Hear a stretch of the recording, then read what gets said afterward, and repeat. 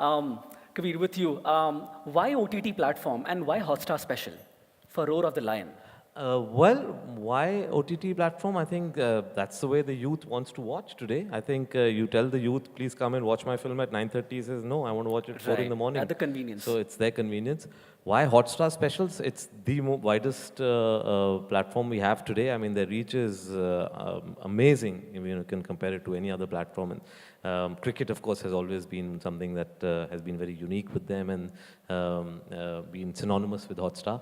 And this story, was such an amazing story when Hotstar Specials told me about it. I said, it's not about the cricket. And I've often said this in my interviews also. You can take away the cricket and replace it with kabaddi. It's the story that stands through. True. It's just an amazing story as Kausar said, if it was not true and you were to write this, you'd say, "It's बहुत cliched है यार, ये कैसे हो सकता है कि आ गए, band come back, they had ridiculed as, Dad's Army, Chennai Senior Kings, and they still go and win it.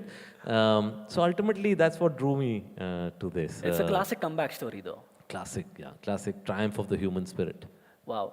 So you've made the story within 3 months of a time frame. It's been right? a tight, very short. It's been a tight schedule. Well, because I think because the story was basically lying there. It was for us to now go and grab it and see, how to present it in a coherent form. But having said that, there's a huge team. I mean, I'm sitting here, in front of you, in front of the cameras, but there's a huge team behind me that's working away, whether, people from Hotstar Specials, whether it's people from Bani J, my assistants, Kausar in the writing department, and they've all really burnt the midnight oil and put it together.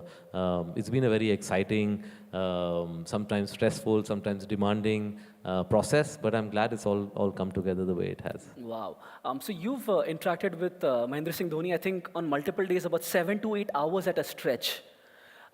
Please tell us something that you've come to know about Dhoni that we all don't know about. We are definitely curious to know that. So, yes, I mean, the fact that, he's always known as, Captain Cool has always been elusive in front of the cameras, right? But I was shocked. The first interview we did went on for, I think, 8 hours. I don't think I've ever in my life seen somebody sit and speak for 8 hours. And this is a man who's supposed to not be speaking too much. But I think it showed his passion for the story. And what I learned was actually I could see through Captain Cool's mask, I could actually see the human being. I could see that there were certain things that made him emotional. There were certain things that made him sentimental. He felt about certain issues. And that for us, everybody in that room, was something that made us realize that this story is definitely worth telling. There are lots of things which he speaks about, and I don't want to, have any spoilers here, and you'll have to watch the show for that. But that's what the show is all about. You discover Captain Cool through this show. Wow. Hi, Kabir. I wanted to ask you, you have 2 huge, prestigious cricket projects. So is that a coincidence? Secondly, I want to ask you is not everybody is a cricket fan in this country. So what is there for them? What is there in store for them? So what I believe is I have 2 huge, amazing human stories running back to back with me. There are lots of similarities. I think the story of the team of '83 also has this great, story of a team because they didn't have the kind of rise that Chennai Super Kings had, but they were a team that landed up with, nobody gave them a hope in hell.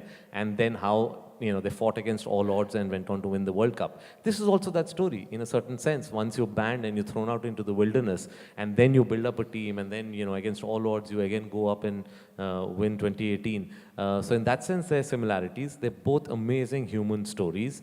And it's just a coincidence that they happen to be cricket.